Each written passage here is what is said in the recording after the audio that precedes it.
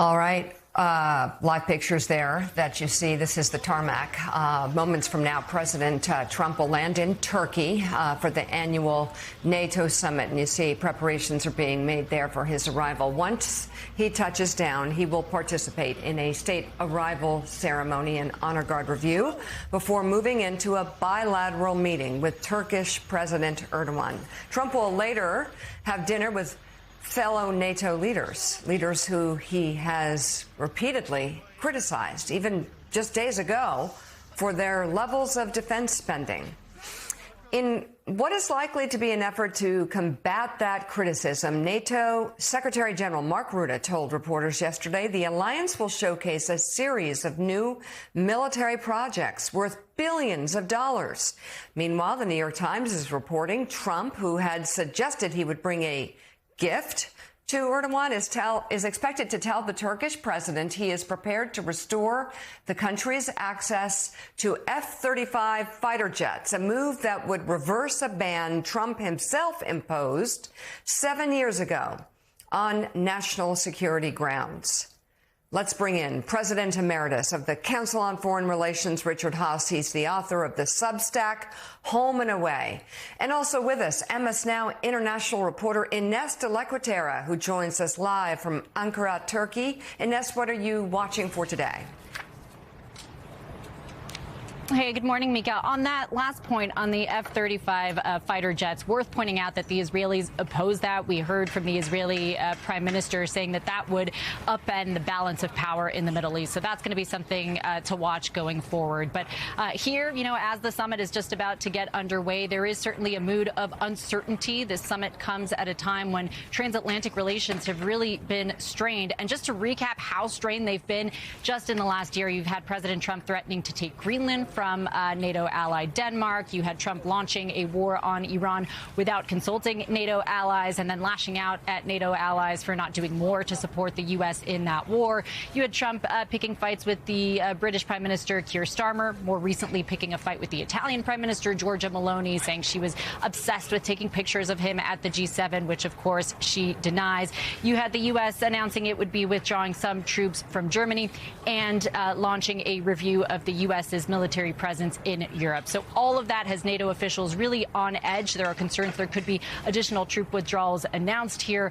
In terms of the president's message, we are expecting him to focus on getting NATO allies to ramp up their defense spending. That was really a big win for him at last year's summit, getting NATO allies to commit to spending 5% of their GDP on defense. And so I think, this time around, we're going to see NATO allies going out of their way to show that they are taking steps to do just that. I think that's why you're seeing today NATO showcasing those new military deals, worth billions of dollars to show that they're taking steps to ramp up their spending. So that's going to be something to watch. And we're watching Air Force One now pulling up the tarmac. The president will be descending those steps shortly. MS Now international reporter Ines de la Cuetara reporting live from Ankara, Turkey. Ines, thanks so much. So, boy, Richard, the dynamics here at this NATO summit with President Trump just in the last few days, again, calling NATO a paper tiger, questioning why it exists, saying Europe, you're on your own effectively. You should be responsible for your own defense. He's complaining still about the fact that none of these countries joined him in the war he began in Iran. They say that's your war. We're not interested in that. And, of course, the war with Ukraine, which creeps closer to their border, attacks inside of Kyiv just a couple of days ago. What are you going to be watching for here in these next couple of days? Couple of things. One is whether whether there's any sense that the Europeans have confidence in the United States. Quite honestly, the biggest issue is a lot of Europeans will tell you privately, Willie, they think if there's a crisis, if Russia were to do a probe into some European country, they're not confident we're going to be there.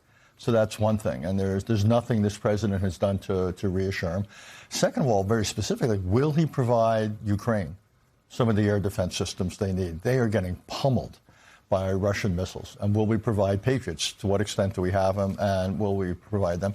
Thirdly, I actually find this whole conversation about how much the Europeans are spending really old. The real question in defense is not how much you spend, it's how you spend it. That applies to us. It applies to them.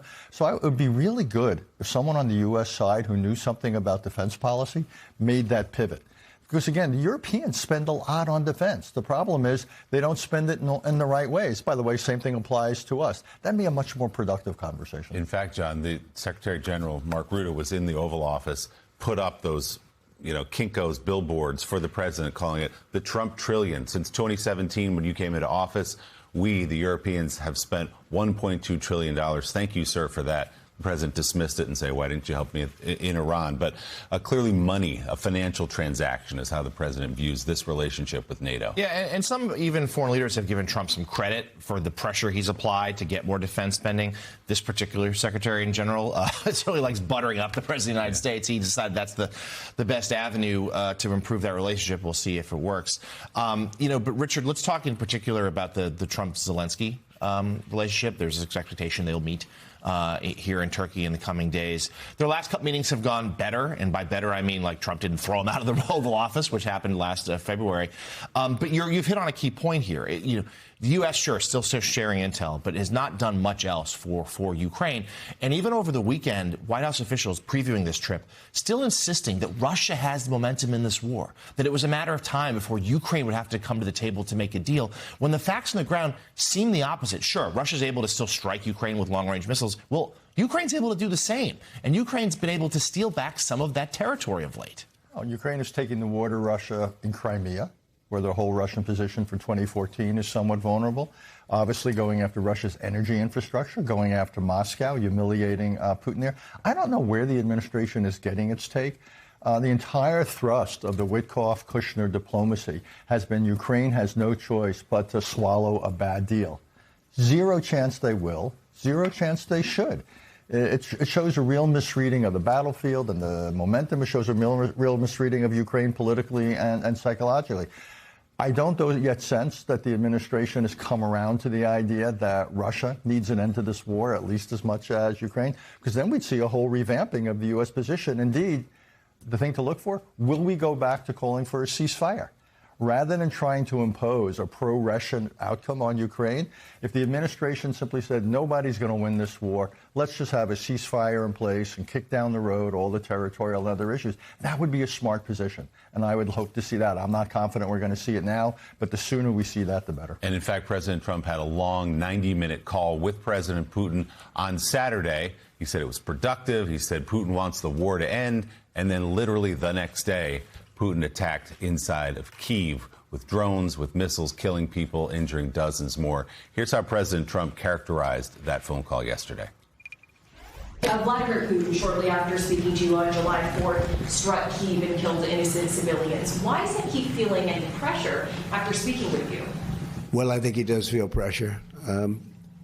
He wants to end it, and Ukraine wants to end it, and we're in talks, and we'll see if we can get it ended. It's a terrible thing. President Putin wants it to end. I will tell you that very strongly. A good call. And President Zelensky actually wants it to end now. And we're going to be going to NATO, and we're going to be talking about it. And I think we're going to get it. I think we're going to get it ended. I had a very good call, and I think we're getting close to getting it done. So, Richard, he continues to say Putin wants this war to end. That's just not true, is it? I think it's slightly more true than it was because Putin's paying a price for the war. Economically, the casualties, over 1 million casualties since this war began, most of them dead. He's not winning the war, certainly not winning it on the ground, and he's now paying a price for it. But no, I think you're right. Putin hasn't pivoted. Putin wants this war to end, by the way, Willie. It would end in a New York minute. He would simply say, let's have a ceasefire in place. That's all he has to do. So the president, where the president is getting the idea that Vladimir Putin wants the war to end, what he may be sensing is a little bit less confidence. It's harder for Putin to say that now that the trend is our friend, that time is on our side. So maybe they're picking up on that. But no, it hasn't yet translated into it. But I do think if the U.S. changed its approach, there's more to work with now than any time over the last 4 years. If we stop trying to jam a pro-Russian peace deal down Ukraine's throat. The other thing we've got to do is help Ukraine. Again, what better way to signal to Putin that he's not going to have his way if the U.S. makes some patriots available to Ukraine? That would send a powerful message. And as you say, Zelensky, at this point, given the state of play in the war and how well they're conducting themselves, isn't going to have a deal jammed down his throat. Zero chance.